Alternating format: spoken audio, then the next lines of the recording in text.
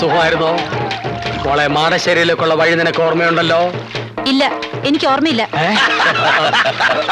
അതവക്ക് ഓർമ്മ ഉണ്ടാവില്ലടാ മോളെ. പാലത്തറയിലേക്കുള്ള വഴി നീ മറന്നിട്ടില്ലല്ലോ, അത് മതി. മറന്നു, ആ വഴി ഞാൻ മറന്നു. പിന്നെ നീ എങ്ങോട്ടാടി വന്നത്? മാളികപ്പുര എന്നൊന്നുണ്ടല്ലോ, അത് നിങ്ങളൊക്കെ മറന്നെങ്കിലും ഞാൻ മറന്നിട്ടില്ല. അങ്ങോട്ടേക്ക്. ഞങ്ങളത് സമ്മതിക്കില്ല. പാലത്തറയില് നിന്നെ എല്ലാരും കാത്തിരിക്കുക. വാ മോളെ, നമുക്ക് അങ്ങോട്ട് പോവാം.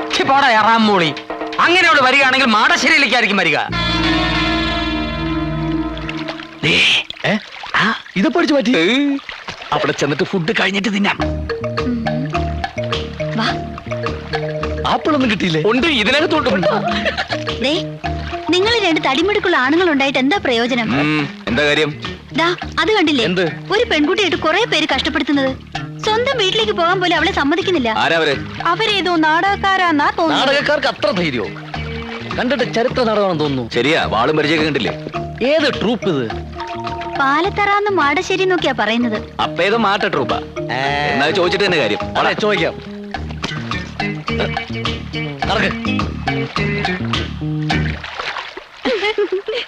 ആരാടാ ഈ പാലത്തറ? ആരാടാ ഈ മാടശ്ശേരി? മര്യാദയ്ക്ക് അടങ്ങി ഒതുങ്ങിയിരുന്നോണം. നിങ്ങൾ ഈ പെൺകുട്ടിയെ കുറിച്ച് എന്താ വിചാരിച്ചത്? അവർക്ക് ചോദിക്കാനും പറയാൻ ആരുമില്ലെന്നോ? ഇതു മോള് ധൈര്യമായിട്ട് വെക്കോ. ആരാ തടുക്കുന്നത് ഞാനൊന്ന് നോക്കട്ടെ. നടന്നോ? എല്ലാരും നടന്നോ? എന്റെ ദൈവമേ, കുഴപ്പമായി എന്നാ തോന്നുന്നേ. പറഞ്ഞ പോലെ കൂട്ടുകാരികളെല്ലാവരും വന്നിട്ടുണ്ട്. അടിച്ച് നിന്റെ ചെവിക്കുറ്റികളെ ഞാൻ.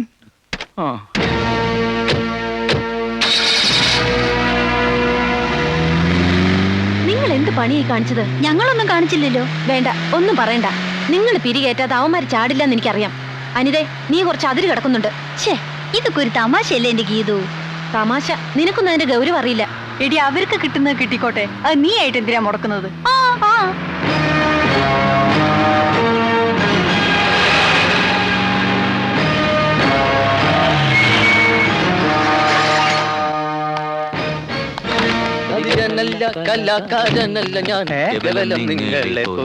അല്ല, ഇറങ്ങണില്ലേ? ഇതാണാ വീട്? എന്താ ഇത് പോരെ? തൽക്കാലം ഇത് റിഹേഴ്സൽ കഴിഞ്ഞിട്ടാണോ ഫുഡ് കഴിഞ്ഞിട്ടാണോ റിഹേഴ്സൽ? ആദ്യം ഇങ്ങടെ ഇറങ്ങ്. ഇറങ്ങല്ലേ? കൂടുതൽ എന്താ പാമ്പാ? തബല്ല. തവളയാ? തവളയല്ല, തബല്ല. ഇതൊന്ന് പിടിച്ചേ. അതൊക്കെ അവനവൻ തന്നെ പിടിച്ചാ മതി. വന്നേ, വാ. ഇയാള് ഈശ്വര, അനർത്ഥങ്ങളൊന്നും കൂടാതെ എത്തിയല്ലോ, അത് മതി. അത് പിന്നെ ഞാനുള്ളപ്പോ നീ എന്തിനാ പേടിക്കണ എന്റെ ഭാനുമതി? അതായിരുന്നു എന്റെ പേടി. ആ പാലത്തറക്കാര് കുഴപ്പമൊന്നും ഉണ്ടാക്കില്ല. എന്തുണ്ടാക്കാൻ? അവര് കയറി തടഞ്ഞപ്പോ ആരടായി പാലത്തറ എന്ന് ചോദിക്കാൻ ഞാൻ നാവ് വളച്ചതും ഇവര് കയറി അങ്ങ് ചോദിച്ചു. അല്ല, ആരാ ഇവരൊക്കെ? ഞങ്ങൾ പ്രഗത്ഭ ഗാതികർ ഗാനഭൂഷണം കൊച്ചിൻ പ്രദേശ്. ഞാൻ ഗാനഭൂഷണം ഗിരീഷ് കൊച്ചിൻ. ഞാൻ ഗാനഭൂഷണം സതീഷ് കൊച്ചിൻ. പക്ഷെ ഗാനഭൂഷണം പാസ്സായിട്ടില്ല. പിന്നീട് പാസ്സായി. വരൂ, എല്ലാരും അകത്തേക്ക് വരൂ. നിക്ക് ആദ്യം ലേഡീസ് പോട്ടെ. ലേഡീസ് പോട്ടെ, അതിന് ശേഷം ലേഡീസ് പോയിക്കോട്ടെ. അവര് പോയിക്കോട്ടെ. അതിനെന്താ? ഇനി വാ. ആള് കൂടുതലാ. വേഞ്ചില് ഫുഡ് തീരും. അബലയിൽ മുട്ടിക്കല്ലേ? നിങ്ങൾ എവിടേക്ക് ഈ പടച്ചു കയറല്ലേ? നിങ്ങൾ ഇവിടെ അല്ല, അവിടെ. അവിടെയാണ് ഫുഡ്. ഇതാണ് നിങ്ങളുടെ മുറി. എങ്ങനെയുണ്ട്? തരക്കേടില്ല. AC ഒന്നും ഇല്ലല്ലേ? AC നിന്റെ അമ്മൂമ്മയുടെ. അമ്മൂമ്മയുടെ? ഇവിടത്തെ അമ്മൂമ്മയുടെ വീട്ടിലേക്ക് ഇന്നലെ AC കൊണ്ടുപോയിരിക്കുക. കൊണ്ടുവരുമല്ലേ? പിന്നെ റിഹേഴ്സൽ സമയമായി. ചേട്ടൻ പോയി ഫുഡ് അറേഞ്ച് ചെയ്യും.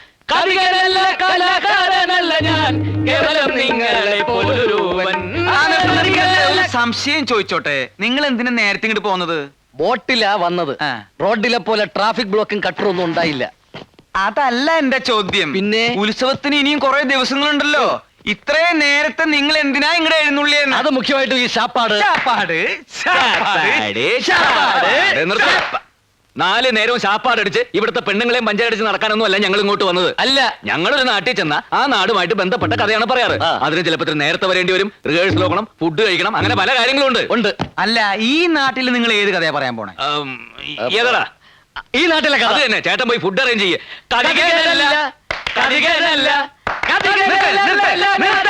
കാതികനുമല്ല, കലാകാരനല്ല, പിന്നെ നിങ്ങൾ ആരാ? പിച്ചക്കാരൻ പോയി ഫുഡ് അറേഞ്ച് ചെയ്തോ.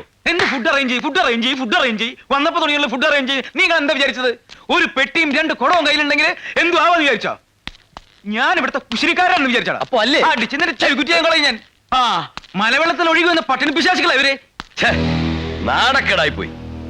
ഇത്രയും പേരുടെ മുമ്പിൽ വെച്ച് നമ്മളെ വെല്ലുവിളിച്ചിട്ട് അവന്മാര് പുല്ലുപോലെ അങ്ങ് പോയില്ലേ? നമ്മുടെ നേരെ ചൂണ്ടിയ കൈവെട്ടാൻ ഞാൻ ഓങ്ങിയതാ ചേട്ടനൊരാള് കാരണമാ. എടാ ശ്രീധരൻ ഉണ്ണി, എന്ത് ചെയ്യുന്നതിന് മുമ്പും ഒന്ന് ആലോചിക്കണം. വെറുതെ എടുത്തു ചാടരുത്. എന്താ ഇപ്പൊ എടുത്തു ചാടിയാല്? കുണ്ടി കുത്തി വീഴും. എടാ മരക്കഴുതേ, ഇത്രയും ധൈര്യം അവരിവിടെ വെറുതെ കാണിക്കില്ല. അതിലെന്തോ ഉണ്ട്. അതെന്താണെന്ന് കണ്ടുപിടിക്കണം. അവരാരാണെന്ന് അറിയണം. എന്നിട്ട് കൈയല്ല തല വേണേലും വെട്ടാം. ഏത് കുഞ്ഞാന്മാരെ കൊണ്ട് അങ്ങനെ പറയിപ്പിച്ചാണെന്ന് എനിക്ക് തോന്നുന്നില്ല. ഇതിൽ എന്തോ കള്ളക്കളിയുണ്ട്. അല്ലെങ്കിൽ ഇവിടെ വന്ന് മാടശ്ശേരിക്കാരെ പോരിന് വിളിക്കാൻ ആരെങ്കിലും ധൈര്യപ്പെടുവോ? അവന്മാരാരാണെന്ന് അറിഞ്ഞിട്ട് മതി എന്തെങ്കിലും തീരുമാനിക്കാം. അതുകൊണ്ടാണ് ഞാൻ പറഞ്ഞത് നമുക്ക് ആദ്യം ഊണ് കഴിക്കാം. അല്ല, ഊണ് കഴിച്ചിട്ട് സമാധാനമായിട്ടിരുന്ന് ആലോചിക്കാം. എങ്കിൽ ഊണ് കഴിച്ചിട്ട് ഒരു ഉറക്കവും കഴിഞ്ഞ് കാപ്പൂടിയും കഴിഞ്ഞ് നമുക്ക് ആലോചിക്കാം. അതുകൊള്ള ബെസ്റ്റ് ഐഡിയ. എടോ, ആ തെണ്ടികൾ രണ്ടും എന്തിനാണ് ഇങ്ങോട്ട് വന്നതെന്നും ഗീതുവുമായി അവർക്കുള്ള ബന്ധം എന്താണെന്ന് അറിയണം. അതറിഞ്ഞിട്ടേ തനിക്ക് ഇവിടുന്ന് ജലപാനം പോലെ ഉള്ളൂ. മനസ്സിലായോ? കോടവയറ. കാര്യങ്ങളൊക്കെ ഇങ്ങനെയാവുമെന്ന് ഞാനും വിചാരിച്ചില്ല.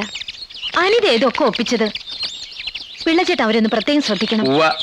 ഉത്സവം വരെ ഒന്നിനും എടുത്തു ചാടാതെ അടങ്ങി ഒതുങ്ങി കഴിഞ്ഞോളാൻ പറഞ്ഞേക്ക്. എന്റെ ഈശ്വര, എന്റെ ജീവിതത്തിൽ ഞാൻ ഇങ്ങനെ ഒരു പുലിവാല് പിടിച്ചിട്ടില്ല. ഇവന്മാരെ ശരിയാക്കാൻ പറ്റുമെന്ന് ഞാനൊന്ന് നോക്കട്ടെ. ഇവന്മാരിത് എവിടെ പോയി? അങ്ങനെയാ.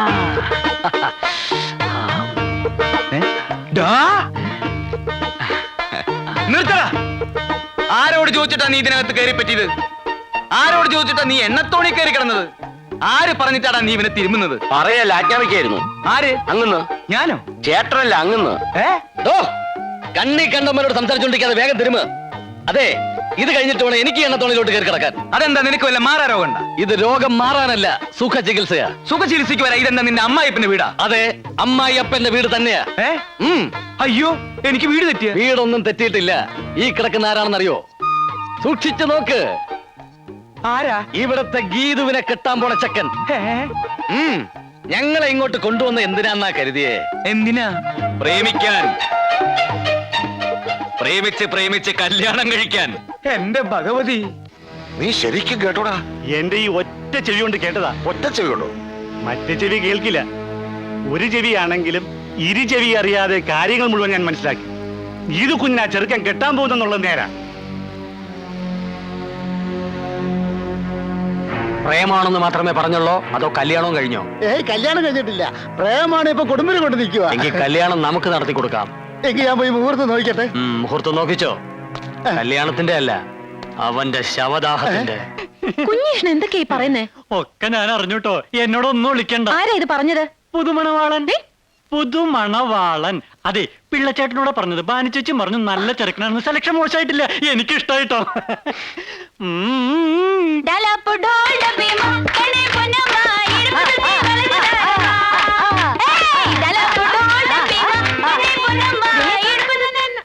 നീ ഇതെവിടെ പോയിരിക്കുന്നു? നോക്കി, ആ ഗാനഭൂഷണങ്ങൾ കാണാതെ പൊക്കിയതാ.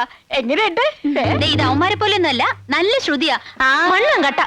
അവന്മാരെ ഇങ്ങോട്ട് കെട്ടിയെടുക്കേണ്ടത് ഞാൻ അന്നേ പറഞ്ഞതല്ലേ. ഇപ്പൊ അതിലൊരുത്തം വന്നിരിക്കുന്നത് എന്റെ നായരായിട്ടാ. നായരോ? എന്ന് വെച്ചാ എന്തുവാടി? ഹസ്ബൻഡ്. ആരോടും പറയരുത് ഈ പ്രേമത്തെ ജീവരഹസ്യം. ആരോടും പറയരുത് ഈ പ്രേമത്തെ ജീവരഹസ്യം. നമ്മുടെ വരവേതായാലും ഗംഭീരമായി. അവൾക്കിപ്പോ നമ്മളെ കുറിച്ച് നല്ല മതിപ്പായിരിക്കും അല്ലേ? നമ്മളെ കുറിച്ചല്ല, പിന്നെ? എന്നെ കുറിച്ച്. മതിപ്പ് മാത്രമല്ലടാ, അവക്കിപ്പോ എന്നെ വലിയ ഇഷ്ട. പക്ഷേ പുറത്ത് കാണിക്കാത്ത ടൈപ്പാ. ഇനി ആദ്യം അവളുടെ ബന്ധുക്കൾ ആരാന്നൊക്കെ നമ്മൾ അന്വേഷിച്ച് കണ്ടുപിടിക്കണം. പിന്നെ നിന്റെ ഈ മുടിഞ്ഞ ജാടയും നമ്പരൊന്നും ഇവിടെ വേണ്ട. എടാ, എല്ലാവരും ഒന്ന് സോപ്പിട്ട് നിൽക്കണം. ഈ കല്യാണം നടന്നു കഴിഞ്ഞാൽ പിന്നെ നീ കോടീശ്വരനാ. എന്ന് വെച്ചാൽ അവളുടെ പുറകെ വാലാട്ടി നടക്കാനൊന്നും എന്നെ കിട്ടില്ല. എത്ര വലിയ പണക്കാരി പെണ്ണാണെങ്കിലും ശരി, എന്റെ പെണ്ണ് എന്റെ ചൊൽപ്പടിക്ക് നിൽക്കണം. അല്ല, നിർത്താൻ എനിക്കറിയാം.